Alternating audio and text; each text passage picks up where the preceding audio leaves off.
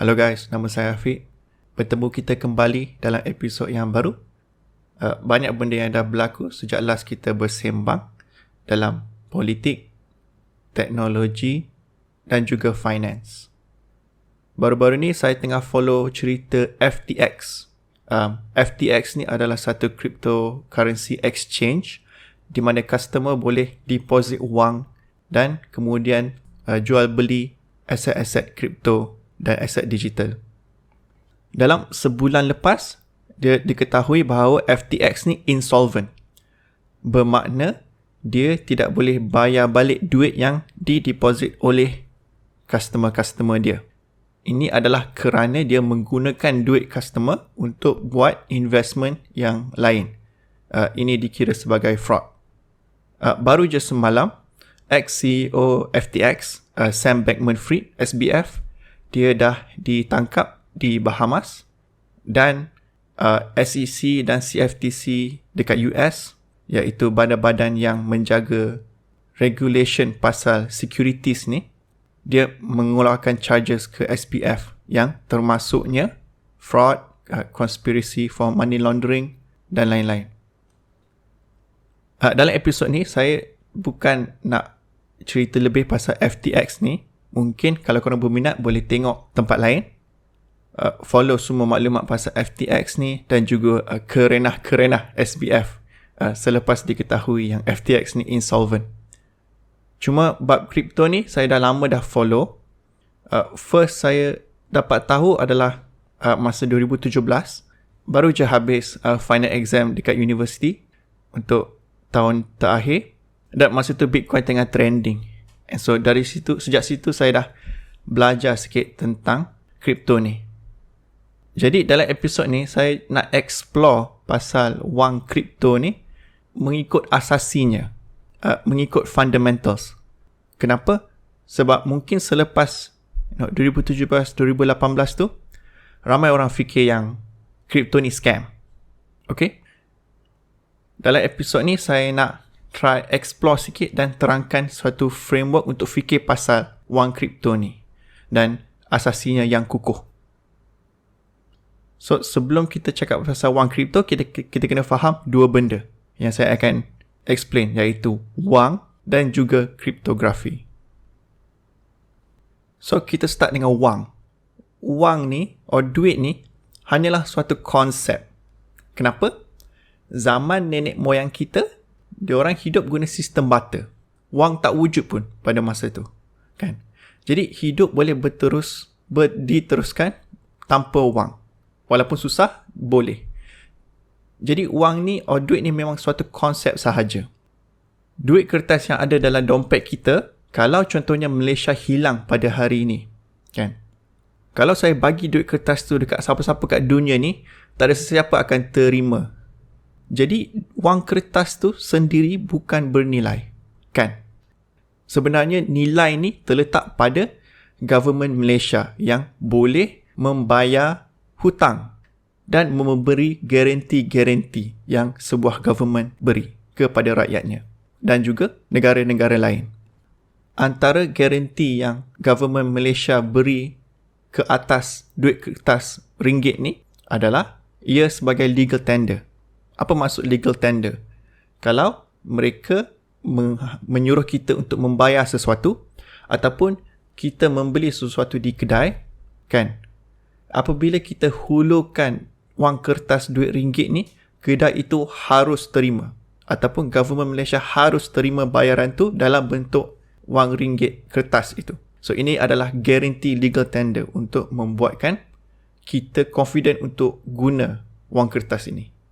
Jadi ini, garanti ini dan juga garanti-garanti yang lain mewakili nilai yang ada pada duit ringgit Malaysia ni. Jadi ini yang saya nak tekankan, iaitu wang hanyalah satu konsep sahaja yang kita guna untuk menyenangkan hidup kita dalam sesebuah masyarakat. Okay, so yang tu kita cakap pasal wang. Sekarang kita nak cakap pasal kriptografi. Apa itu kriptografi ataupun encryption?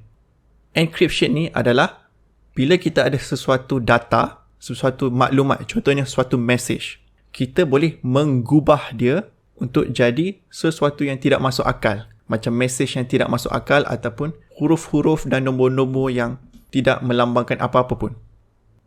Kemudian, dengan maklumat yang tertentu, kita boleh mengubah dia balik ke mesej yang asal. Ini adalah encryption, kan? Okey.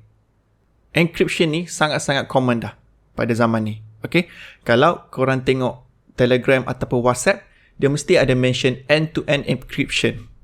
Bermaksud end-to-end encryption ni adalah suatu cara di mana dua orang boleh berkongsi maklumat yang kemudian mereka boleh menghasilkan kekunci, dan kekunci inilah yang digunakan untuk mengubah mesej dari bentuk yang tidak masuk akal ke bentuk yang original dia, mesej yang original dia.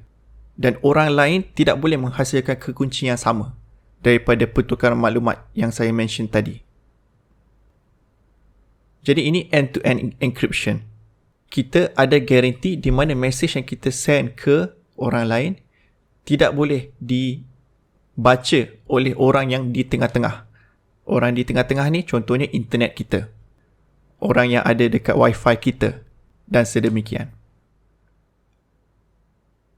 Pada asasinya, sebenarnya encryption ni adalah hak manusia. Kenapa? Encryption ni hanyalah perkataan. Kenapa saya cakap macam tu? Bunyi macam complicated kan? Kita kena bertukar maklumat untuk buat kekunci, baru kita boleh buat pengubahan mesej atau data ini. Tapi sebenarnya ini hanyalah suatu bentuk bercakap dan perkataan. Kenapa? Cuba fikirkan. Sebenarnya, saya dan kawan saya, kita boleh cipta bahasa yang baru. Bahasa yang kita berdua je faham, orang lain tak faham. Tidakkah itu suatu bentuk encryption? Kita explore lagi. Sebenarnya, saya dengan kawan saya boleh membuat satu skema di mana kami bercakap bahasa Melayu, tapi perkataan yang digunakan bermaksud lain daripada perkataan yang orang lain faham. Jadi, dalam kes ni, kita buat satu skema di mana nampak macam kita bercakap pasal contohnya cuaca. Tapi kita dah buat satu skema di mana sebenarnya ada maklumat tersirat dalam percakapan kita yang bercakap pasal cuaca. Tak kisahlah nak cakap pasal wang ke, pasal status projek ke. Cuma di luar nampak macam kita bercakap pasal cuaca. Benda ni boleh buat, kan? Of course mungkin susah, tapi boleh buat pada fundamental dia. Jadi masa matematik end-to-end encryption ni diketahui atau dicipta oleh mathematician zaman dulu, government US, dia kata boleh tak kita ban encryption ni? Sebab ni sangat-sangat bahaya, sebab encryption ni boleh digunakan oleh orang-orang jahat, kriminal untuk lakukan dan berkomunikasi untuk melakukan perkara yang jahat. Tapi mathematician tu kata, Encik, ini hanyalah perkataan. Kita tak boleh ban perkataan, kita tak boleh ban percakapan. Jadi ini suatu perspektif yang menarik untuk kita melihat encryption ni atau kriptografi ni.